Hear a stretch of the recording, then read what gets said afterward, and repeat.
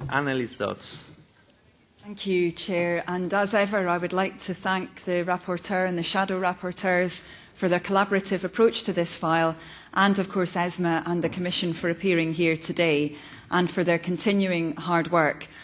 We've now, of course, discussed MiFID II and MiFIR at a number of these sessions, so I'll get straight to the point, to the two major areas where I have concerns and questions around, you will not be surprised to hear, commodity derivatives and pre- and post-trade transparency, and Chair, I will try to be brief. Firstly, on commodity derivatives and the position limits regime, as Mr Ferber, as the reporter, said himself, this is one of the greatest successes of MiFID II. And he has also rightly said that the aim of the directive was to put to an end scandalous, purely speculative trading of derivatives linked to food commodities. I've mentioned a number of times now my concern at ESMA's proposal to set a baseline of 25% for position limits and then permit national competent authorities to move that baseline up or down by 15. And Mr Major, of course, acknowledged those concerns earlier, but I'm afraid that I continue to be concerned, even despite his words, and I do appreciate him going into this issue now. We've heard previously ESMA giving its rationale for the 25% baseline as the precedent set by the US Commodities and Futures Trading Commission.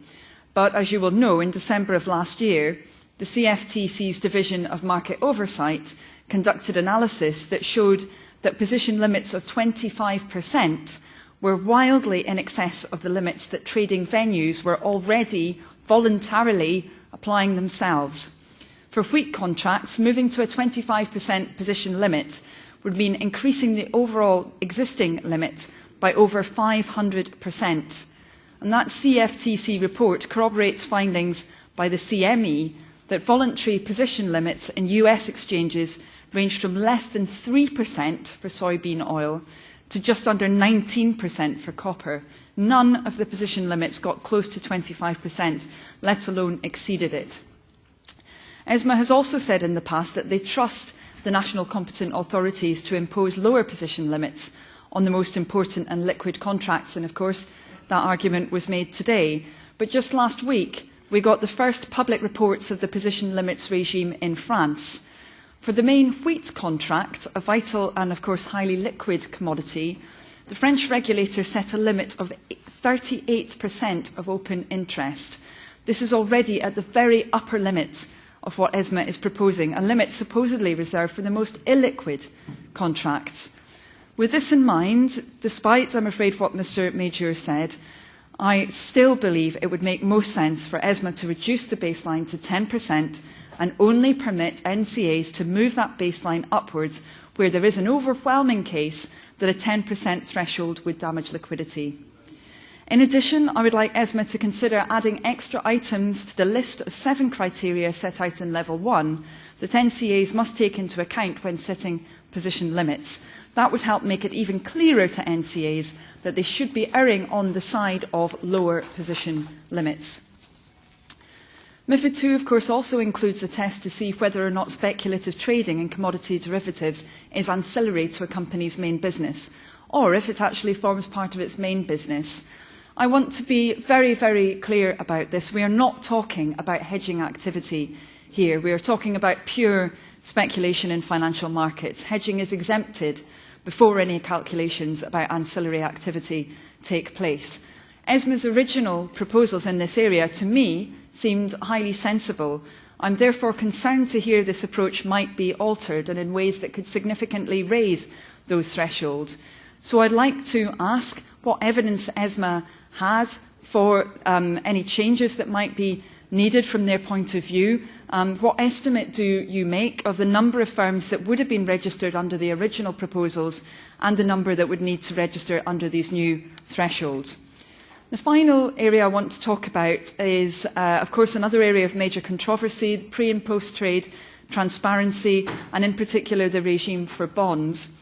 I know ESMA has been working closely with industry and others to come up with a more accurate system of classification, something that you confirmed again today. And I know there are differences of opinion about this, about whether an instrument-by-instrument approach or a class of financial instruments approach would be better.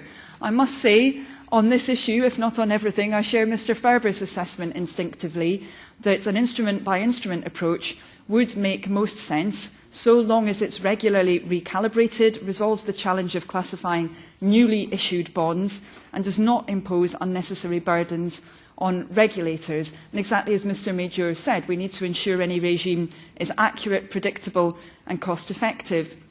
So I'd like to ask Esma briefly whether you feel it might be possible to achieve the accuracy of IBIA without creating an excessive administrative burden, and also when you would expect to reach a final decision on this point, because I know it's something that we're all very interested in. We've spoken before, of course, about how to treat package transactions. It seems sensible to me these should be treated differently, though I would stress that any treatment for packages should not create a loophole whereby a trader can simply add an illiquid instrument to a number of liquid instruments and then trade the latter in a way that exempts them from the transparency regime. In closing, I'll just say this. The intention of MiFID II was to bring more transparency to capital markets. There will, of course, always be a trade-off to be made between transparency and liquidity. With the bond markets in their current state and with one eye on Capital Markets Union, that's going to be a highly sensitive discussion, as indeed the Commission suggested in their comments. But my message to ESMA would be that as they navigate these difficult waters, they should always, wherever possible, err on the side of more transparency rather than less. Thank you.